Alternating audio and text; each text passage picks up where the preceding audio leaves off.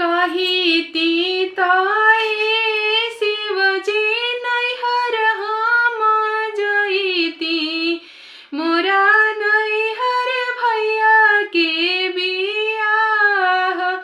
कही ती ताये शिवजी नैहर हम जईती हो मोरा नैहर भैया के बियाह।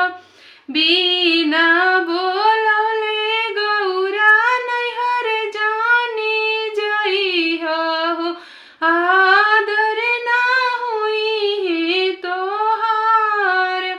बिना बोलौले गौरा नैहर जानी जई हो आदर ना हुई है तोहार। शिव के कहल का गौरा कहूँ ना मनली हो धैली हली नैहर के राह। शिव के कहल का गौरा कहूँ ना मनली हो धैली हली नैहर के राह। एक को से गईली दूसर को से गईली हो तीसर को से नैहर के लोग। एक को से गईली गौरा दूसर को से गईली हो तीसर को से नैहर के लोग। आमा के भेटली गौरा बहिनी के भेटली हो भाभी बोलेली बिरही बोल। आमा के भेटली गौरा बहिनी के भेटली हो भाभी बोलेली बिरही बोल। के तोह के भेजे ननदो नौआ से बरिया हो के तोह के नेवता पेठाय। के तोह के भेजे ननदो नौआ से बरिया हो के तोह के नेवता पेठाय।